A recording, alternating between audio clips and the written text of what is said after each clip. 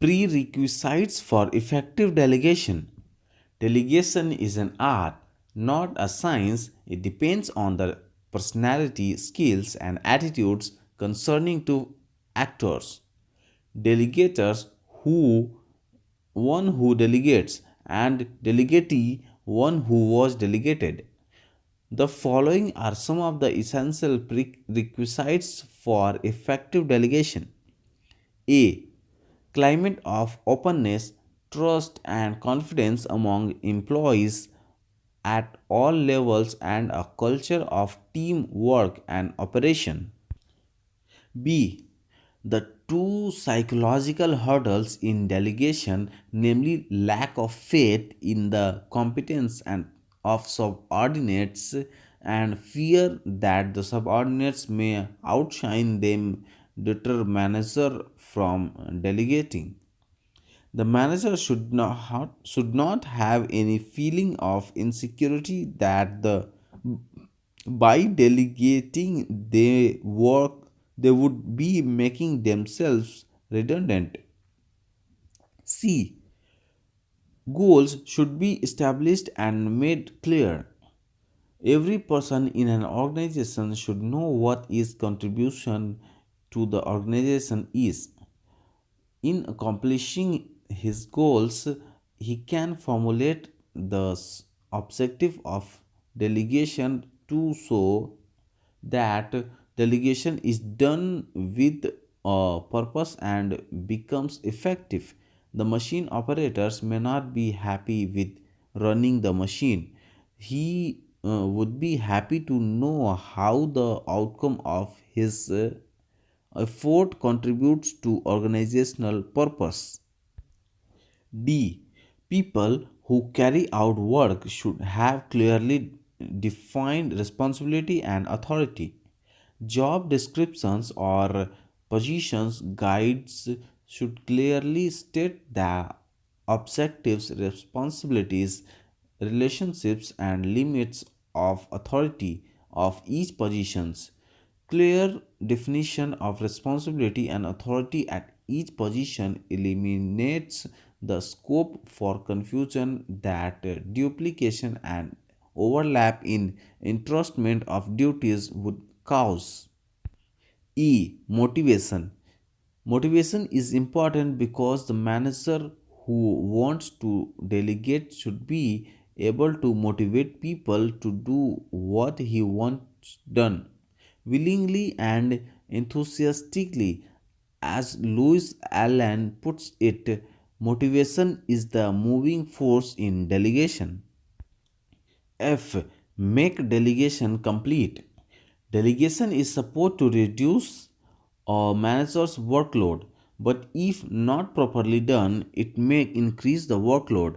There are often problems as to whether at what stage and how often should be subordinate check back with his boss. The problem can be resolved if the assignment is clear cut and the second subordinate is told how the assignment will be coordinated and motivated by the boss, and the next is the boss specifies to be subordinates at what stage in what form and how often he should provide him with feedback on the progress. And fourth is the boss provides counseling and guidance.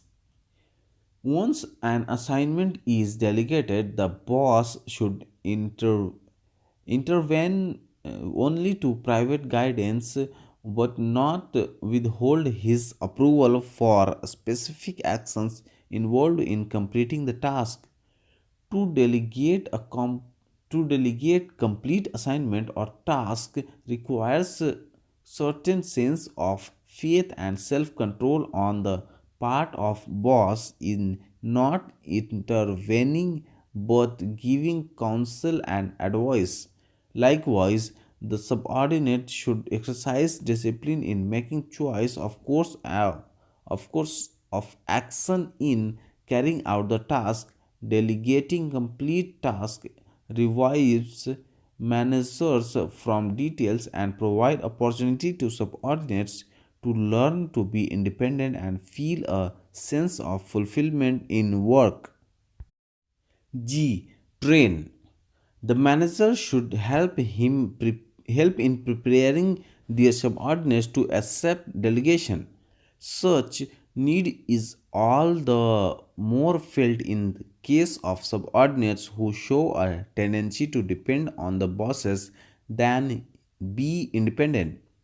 Managers should therefore carefully identify the weakness, development potential, and attitudes conducive to accepting and making a success of delegated authority. Training in delegation should include appraisal of current performance, counseling for improvement, and coaching for on the job.